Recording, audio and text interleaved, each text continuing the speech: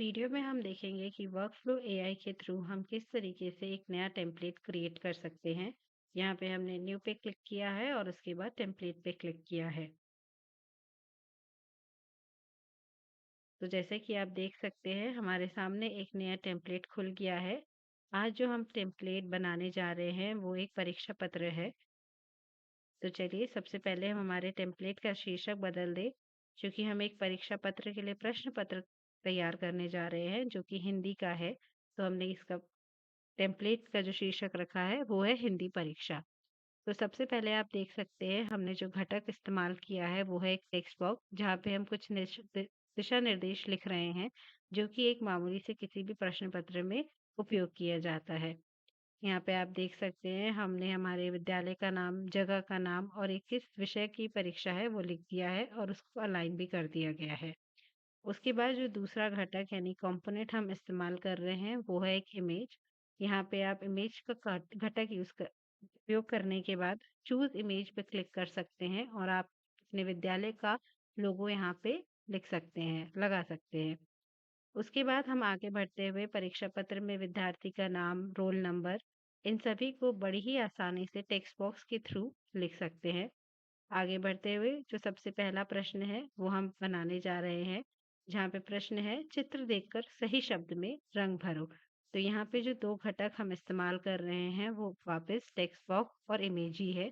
जैसा कि आप देख रहे हैं हमने टेक्स्ट बॉक्स में सबसे पहले अपना प्रश्न लिखा है, उसके बाद उस प्रश्न को देखते हुए हमने एक इमेज लिखी है, एक इमेज हम चूज किए हैं और उसके हम तीन ऑप्शंस देने जा रहे हैं। यानी कि विद्यार्थियों के पास 3 ऑप्शंस रहेंगे, उसमें से उन्हें सही शब्द में रंग भरना रहेगा।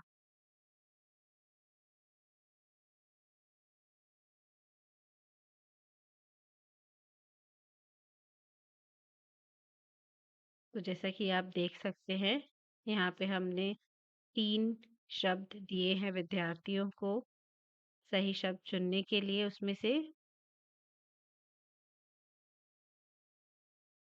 आगे बढ़ते हुए आप देख सकते हैं इसी प्रकार से हमने दूसरा भी प्रश्न तैयार कर लिया है। उसके बाद जो अगली सुविधा हमें टेम्पलेट में मिलती है वो है ऐड पेज, जिससे हम हमारे परीक्षा पत्र के लिए दूसरा पन्ना इस्तेमाल कर सकते हैं। यहाँ पे भी आप आगे देख सकते हैं दूसरा प्रश्न बनाने के लिए हमने वापस सबसे पहले एक टेक्स्ट बॉक्स का इस्तेमाल किया है, जहाँ पे हम अपना दूसरा प्रश्न लिख रहे हैं।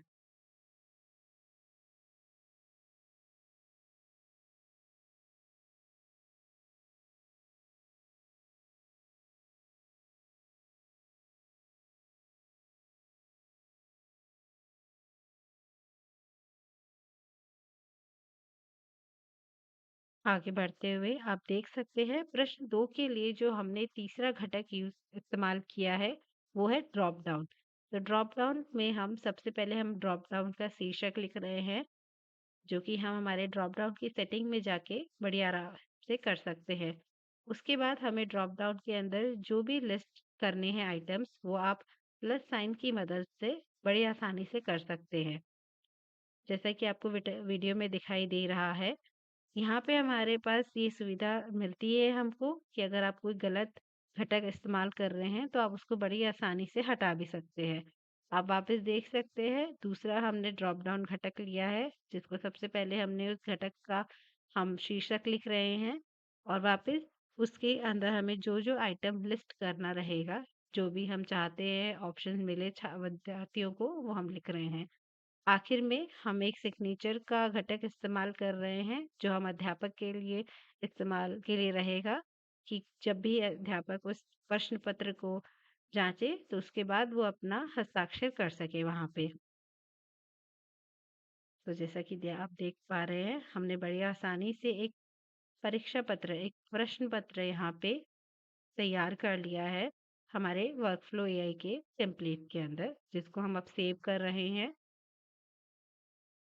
और ये हमारे सेव्ड टेम्पलेट्स में दिखाई देने लगेगा।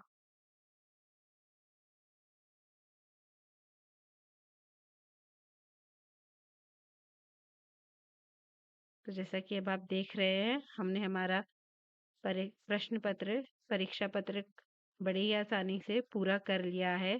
हमने और भी यहाँ पे चित्र के घटक का इस्तेमाल किया है और हम यहाँ दिखा रहे हैं कि किस तरीके से कोई भी विद्यार्थी अपना जवाब यहाँ पे दे सकता है। जैसे कि हमें चित्र को देखकर सही शब्द में रंग भरना था, तो वो हम यहाँ पे दिखा रहे हैं कि कोई भी छात्र या विद्यार्थी इस चीज़ को बड़ी ही आसानी से कर सकता है। आगे बढ़ते हुए ड्रॉप डाउन की मदद से किस तरीके से छात्र यहाँ पे बड़ी आसानी से अपना सही शब्द चुन सकता है, सही जवाब बता सकता है। और ये हमारा आखिरी प्रश्न जहाँ हम चाहते हैं कि विद्यार्थी सही शब्द लिखे और आखिर में अध्यापक अपने हस्ताक्षर करे, ये करने के लिए कि ये परीक्षा पत्र सही है। तो इस प्रकार से हम बड़ी आसानी से हमने एक परीक्षा पत्र तैयार कर लिया है।